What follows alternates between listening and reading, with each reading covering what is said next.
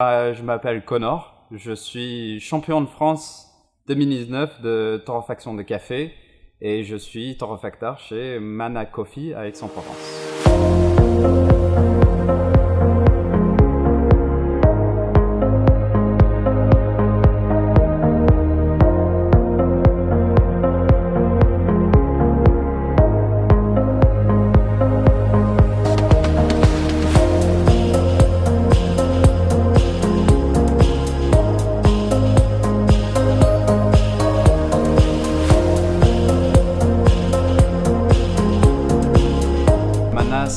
Ça a été établi par deux Anglais, Alex et Ben, un couple qui a commencé à Paris.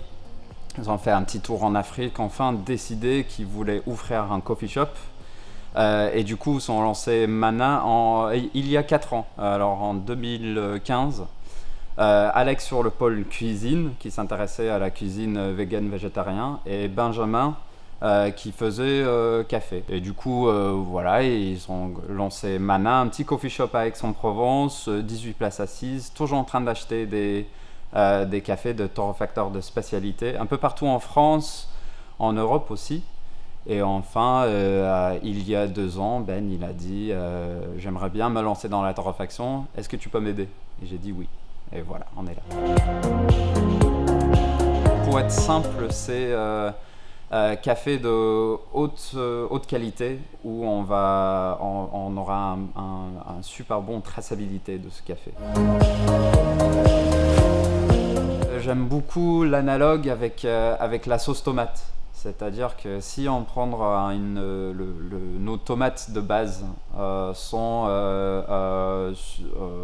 surmatures, sont pas assez mûres, sont moisis ou trop petits ou trop grands ou piqués par des insectes, on prend toutes ces tomates, on va la cuire à mort, on va mettre plein de sucre, plein de sel et on va avoir une sauce tomate.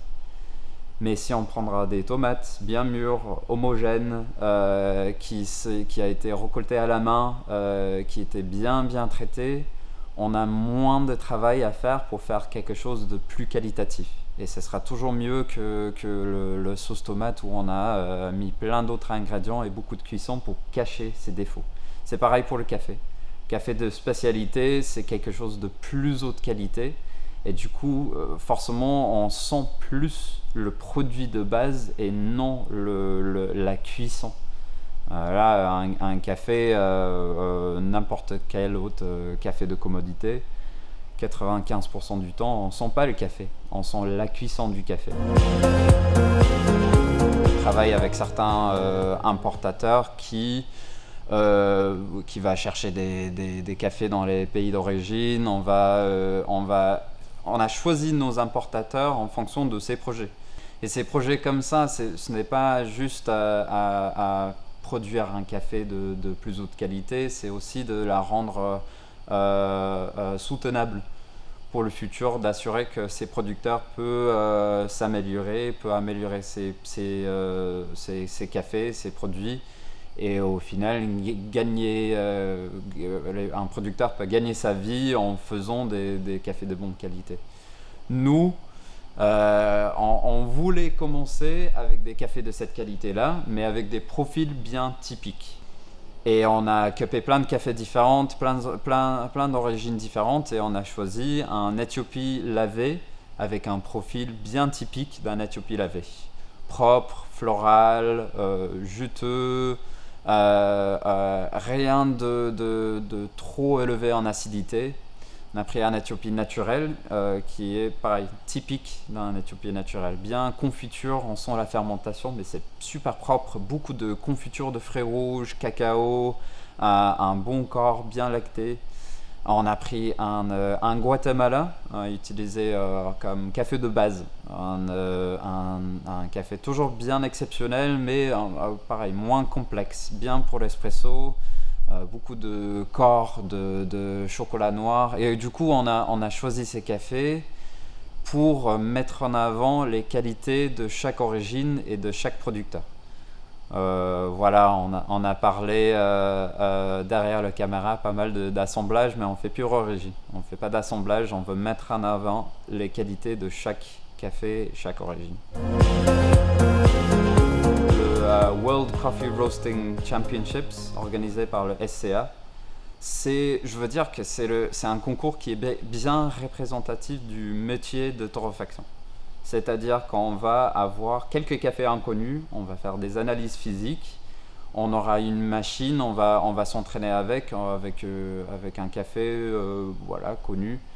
Et au final, c'est faire le meilleur torréfaction que possible avec ces cafés. On va faire une analyse physique, savoir la densité, taux d'humidité. On va faire notre maximum pour le profil de torréfaction et au final, c'est le meilleur tasse qui gagne. Pour ce concours-là, c'est en ayant torréfacteur. Si je torréfie tous les jours, si je fais mon métier de prendre un café que je ne connais pas forcément, utiliser toutes mes connaissances en torréfaction, toutes mes expériences à dire un café de basse acidité naturel, je torréfie comme si café de plus haute altitude lavé, je torréfie comme ça et savoir comment mettre en avant l'acidité, le corps, un côté floral, un côté fruité.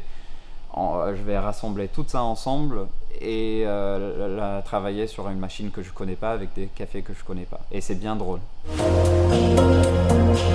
Je pense que ce qui est important pour l'industrie, pour le café de spécialité, c'est être ouvert à tout. C'est-à-dire pas dire les cafés de tel pays j'aime pas, parce que le nombre de fois que j'étais surpris par un café d'une origine, c'est étonnant. Là, les Brésil méga fruités, super acidulés, j'en ai eu. J'ai eu des Éthiopiens qui étaient moins complexes, un peu plus chocolatés. Il n'y a pas de profil typique, il n'y a pas de pays producteur typique, il y a rien. On est dans l'exploration et oui, l'Asie, pourquoi pas. Malheureusement non, voyager à l'origine, il faut qu'il y ait quelqu'un qui tient le coup à la torréfaction. Les voyages à l'origine, ça se fait vraiment par des gens qui s'intéressent à faire venir les cafés pour ses propres torréfactions ou pour l'import.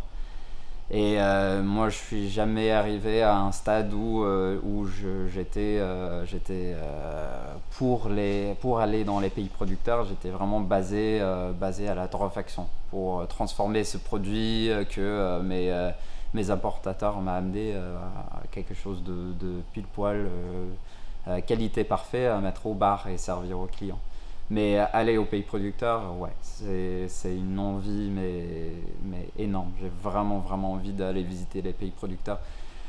Je pense que haute sur la liste, le liste c'est comme ça là maintenant, mais haute sur la liste c'est Costa Rica, Vietnam, Indonésie, Éthiopie, Rwanda, Kenya, Honduras. Ouais, voilà, je peux continuer comme ça. Ça n'arrêtera pas.